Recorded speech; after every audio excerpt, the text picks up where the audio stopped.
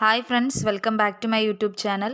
ഇന്നത്തെ വീഡിയോയിൽ CBSE 10th സ്റ്റാൻഡേർഡിൻ്റെ electricity എന്ന ചാപ്റ്ററിലെ ഓംസ് ലോ എന്ന ടോപ്പിക്കാണ് നമ്മൾ ഡിസ്കസ് ചെയ്യുന്നത്.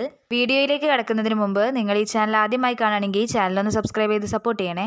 ആദ്യം തന്നെ നമുക്ക് ഓംസ് ലോയുടെ സ്റ്റേറ്റ്മെൻറ്റ് എന്താണെന്ന് നോക്കാം. The potential difference across the ends of a resistor is directly proportional to the current through it provided its temperature remains the same. Potential difference V എന്ന് പറയുന്നത് അതിലൂടെ പാസ് ചെയ്യുന്ന കറണ്ട് ഐക്ക് ഡയറക്ട്ലി പ്രൊപ്പോർഷണൽ ആണ്. അപ്പോൾ അവിടെയുള്ള കണ്ടീഷൻ എന്താണെന്ന് വെച്ചാൽ ടെമ്പറേച്ചർ കോൺസ്റ്റന്റ് ആവുന്ന കേസിലാണ്, അല്ലെങ്കിൽ ടെമ്പറേച്ചർ റിമെയിൻ സെയിം ആവുന്ന കേസിലാണ് ഈ ഒരു കണ്ടീഷൻ ഹോൾഡ് ചെയ്യുക.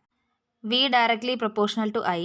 ഇനി ഇതിനെ ഒരു ഇക്വേഷനിലേക്ക് കൺവേർട്ട് ചെയ്യുന്നതിന് വേണ്ടിയിട്ട് ഇൻട്രൊഡ്യൂസ് ചെയ്യുന്ന കോൺസ്റ്റന്റ് എന്ന് പറയുന്നത് ആർ ആണ്, റെസിസ്റ്റൻസ്. ഓക്കെ, അപ്പോൾ ഇതിനെ V is equal to I R എന്ന് എഴുതാൻ പറ്റും. ആർ എന്ന് പറയുന്നത് റെസിസ്റ്റൻസിൻ്റെ സിമ്പിളാണ്. SI യൂണിറ്റ് ഓഫ് റെസിസ്റ്റൻസ് എന്ന് പറയുന്നത് ഓം ആണ്. V equal to I R എന്ന ഓംസ് ലോ ഉപയോഗിച്ചിട്ട് ആറിനുള്ള ഒരു എക്സ്പ്രഷനാണ് താഴെ എഴുതിയിട്ടുള്ളത്. R is equal to V by I എന്ന് നമുക്ക് എഴുതാൻ പറ്റും. ഇനി നെക്സ്റ്റ് നോക്കാൻ പോകുന്നത് VI ഗ്രാഫാണ്. Okay, voltage current ഗ്രാഫാണ്.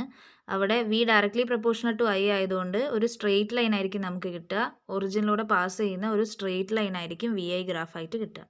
Next 1 ohm എങ്ങനെയാണ് ഡിഫൈൻ ചെയ്യുന്നത് നോക്കാം. If the potential difference across the two ends of a conductor is 1 volt and the current through it is 1 ampere then the resistance R of the conductor is 1 ohm. കണ്ടക്ടറിൻ്റെ രണ്ട് ends തമ്മിലുള്ള potential difference 1 വോൾട്ടും അതിലൂടെ pass ചെയ്യുന്ന current 1 ആംപിയറും ആണെങ്കിൽ അതിൻ്റെ resistance എന്ന് പറയുന്നത് 1 ഓം ആയിരിക്കും. ഓക്കെ, അപ്പോൾ 1 ohm is equal to 1 volt divided by 1 ampere.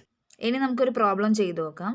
The potential difference between the terminals of an electric heater is 60 volt.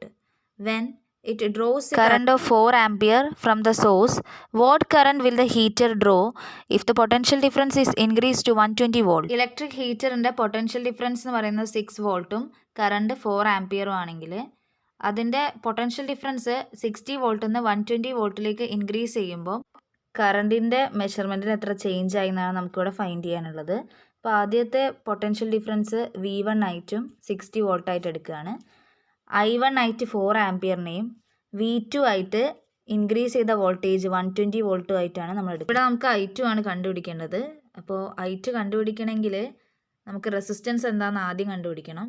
റെസിസ്റ്റൻസിനുള്ള formula എന്താണ്? R is equal to V by I ആണ്. Okay, ohm's ലോയിൽ നിന്നാണ് ആ ഒരു expression ഉണ്ടായത്. ഇവിടെ നോക്കുമ്പോൾ V1 by I1 എന്ന് വരും. V1 എത്രയാണ്? 60 വോൾട്ട് ആണ്. I1 എന്ന് പറയുന്നത് 4 ആംപിയർ ആണ്. അപ്പോൾ 60 ഡിവൈഡഡ് ബൈ 4 എന്ന് പറയുന്നത് 15 ഓം ആണ് റെസിസ്റ്റൻസ് കിട്ടുക. നെക്സ്റ്റ് നമുക്ക് കറണ്ട് കണ്ടുപിടിക്കണം. I is equal to V by R ആണ് ഫോർമുല. അപ്പോൾ ഇതിൽ I2 is equal to V2 by R എന്ന് വരും. V2ൻ്റെ വാല്യൂ 120യും റെസിസ്റ്റൻസ് 15ഉം ആണ്. 120 ഡിവൈഡ് ബൈ 15നെ 5 വെച്ച് കട്ട് ചെയ്യുമ്പോൾ 24 ഡിവൈഡ് ബൈ 3 എന്ന് എഴുതാം. 24നെ 3 വെച്ച് ഡിവൈഡ് ചെയ്യുമ്പോൾ ആൻസർ 8 ആണ് വരിക. ആൻസർ 8 ആംപിയർ ആണ്. ഈ ഒരു വീഡിയോ നിങ്ങൾക്ക് യൂസ്ഫുൾ ആയെന്ന് വിചാരിക്കുന്നു. വീഡിയോ ഇഷ്ടപ്പെട്ടിട്ടുണ്ടെങ്കിൽ ലൈക്ക് ചെയ്യുക, ചാനൽ ഒന്ന് സബ്സ്ക്രൈബ് ചെയ്യുക, നിങ്ങളുടെ ഫ്രണ്ട്സിനൊക്കെ ഒന്ന് ഷെയർ ചെയ്യുക. ഇനി നമുക്ക് നെക്സ്റ്റ് വീഡിയോയിൽ കാണാം. താങ്ക്